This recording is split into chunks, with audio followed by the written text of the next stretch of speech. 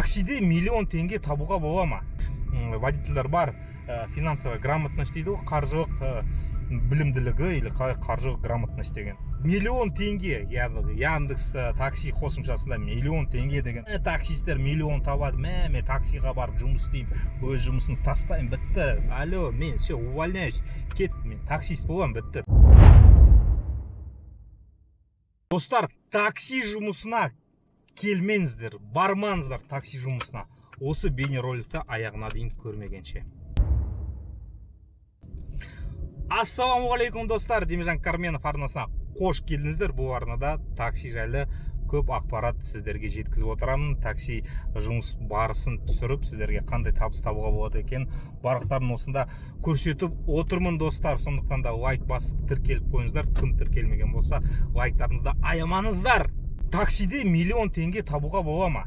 Интернет желісінде өте көптеген скриншоттарды пост қылып, видео қылып, адамдар салып жатыр. Мен де анда-санда салып қойсам, өте көп пікірлер жазып жатады. Бұл өтірік, неге сала бересің, бұл шын табыс емес қой, неге саласың, халықты нетесін, мемлекет көреді, қайтадан бізді қысады деген сияқты. Біріншіден, мемлекет көргенмен мемлекет бәрін біледі.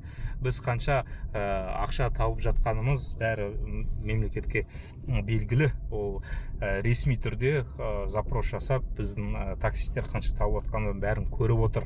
Ол интернет желісіндегі бейнероликтерге не ссылается дейді ғой орысша. Оған соны өзіне нақты ақпарат қылып ала алмайды.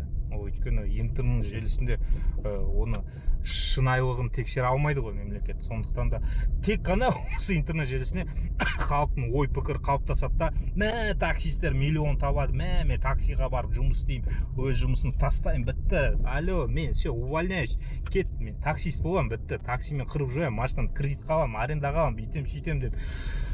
Ол достар, олай емес. Таксистер тапқан күн көрісі, таксистер бәрі бай болса, шетелге дем алып, күшті машин теуіп жүрмей ма? Осындайда кім есіме түсетті?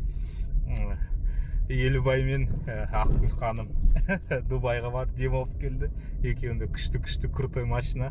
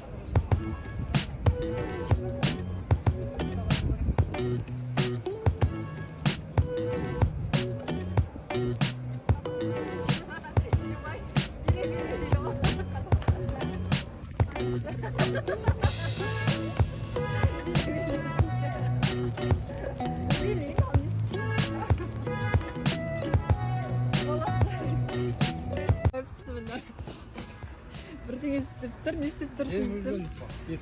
Ал, бісміллә. Құдай қуансын. Ұзағынан берсін. Ал, кеттік. Ресторанға ма? Ресторан. А, чё, гүл жоқ па не? Мороженое алып бер. Қатық болды. Тоже жеміз деп. Бұндай күн адам ысы шай, кофе берді. Мороженое емес. Зикірдің цветіндей мороженое алып берді. Енді мен айта қоймаймын, олар енді рақаттанып жүріп, бүйтіп сөйтіп орды күндіз түні стримдарын қарасаңыздар да күндіз түні жұмыс істейді достар, күндіз түні жұмыс істейді. Еріккеннен сол жұмыс арасында енді бір жинаған неткен ақшалары бар, бір демалып қайтты. Бай болса таксиде емес, басқа бизнес алып жүре бермей ма? Сондықтан да достар, таксиде миллион таппайсыздар. Соны бүгін біз разрушаем мифы дейді ғой орысша. Сіздерге шынайы бәрін айтатын боламын. Так, агрегаторда миллион теңге, яғни Яндекс такси қосымшасында миллион теңге деген табысты көретін видеолар, скриншоттар, скриншоттарды посттарға салады, видеоларға салады, көресіздер. Енді сол табысты біз есептейік. Өйткені ол әр сол көрсеткен адам қалтасында айдың соңында сол миллион теңге жатпайды. Ой, мен бір 300 мың теңге табайыншы, мен агрегаторымда 350-400 мың көрсетеді, 500 мың көрсетеді қазіргі уақытта. Менде де миллион 800 мың көрсеткен, мен де сол жұмыс жасағам. Қазір мысалы 400 мың көрсетіп тұр. 400 мың теңге айдың қалтамнан алып шығып сендерге көрсете алмаймын. Жоқ ол менде. Мысалы адам 350 мың теңге зарплата алады ғой, айдың соңында карточкасына түседі, барып кассадан бухгалтериядан алады наличкамен. Не болмаса қазір бәріне карточкаға түседі ғой. Айдың аяғында 350 мың теңгесі қалтасында бар. Ал таксисте айдың аяғында қалтасында 350 мың теңгесі жоқ. Енді жинап нетпеген болса, финансово грамотный водительдер бар. Финансово грамотность дейді ғой, қаржылық білімділігі или қаржылық грамотность деген. Ақшаны күніне 5 мың 10 мың теңге планка қойып, план жасап, 5 мың 10 теңгені депозит қалдырып, не болмаса үйге жастықтың астына, матрастың астына тығып жинай берсең, айдың аяғында сол ақша шығады. Мысалы 350 мың теңге. Олай істеуге болады, олай істейді. Сонымен миллион теңге агрегаторда көрсететін водительдер, ол арендада жүрген водительдер, достар, арендада жүрген. 1 миллион теңгеден 1 миллион теңгеден және агрегаторда көрсетіп тұр ғой. Жарайды, 800 мың, 900 мың, средний алайық, мысалы 900 мың теңгеден біреудің агрегаторда бір водитель Яндекс таксидің агрегаторында 900 мың теңге көрсетіп тұр. Ол водитель жоқ дегенде 12 мыңға арендаға машина алады. 10 мың теңге деп есептесек, 30 күн 300 мың теңгені сразу отсекайте 900 мың теңгеден. Сонда қалатын 600 мың теңгесі. Енді күніге солай жұмыс істейді, ол 5 мың, минимум 5 мың теңгеге жанармай құяды. 5 мың теңгеге жанармай құяды. Енді сол 5 мың теңгені 30 күнге көбейтіңіз, 150 мың теңге. 150 мың теңгені алып тастаңыз 600 мың теңгеден. Сонда қалатыны 450 мың теңге. 450 мың теңге. Енді несі бар ол? Күнде 12 сағат жұмыс істеп, күнде қайта-қайта үйге бара бермейді, тамақ үйден іше бермейді. Тамағын көшеден ішеді. Суы бар, темекісі бар, темекі шегетін ағайын. Күнде 2 мың теңге просто так алып тастаңыз, күнде 2 мың теңге, ол 60 мың теңге. Сонда 390 мың теңгесі қалады. 390 мың теңгесі қалады. Енді арендада жүрсен, дворник, лампочка деген сияқты, көлікті күнде жуасын, мойкасы бар. Оларды арендаға берген адам істемейді. Арендаға берген адам крупный бір не болып қалса, не болмас, машина сынып қалса, крупный бір коробка, мотор, тағы да бір нәрсе, май ауыстыру бәрін арендатор істеп береді. Аландай, мен просто арендада білем, дворникті ауыстырып бермейді ол сіздерге. Дворникті, лампочканы ауыстырып бермейді.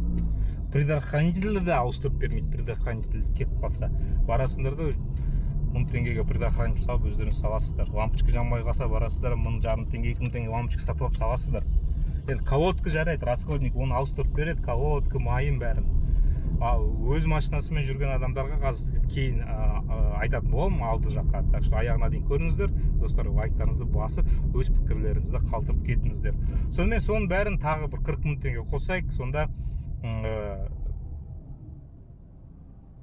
450 мыңнан жаңа 60 мың, 390 мың, сол 40 мың, 350 мың теңге. Сонда водитель арендадағы жүрген адам 350 мың теңге табады.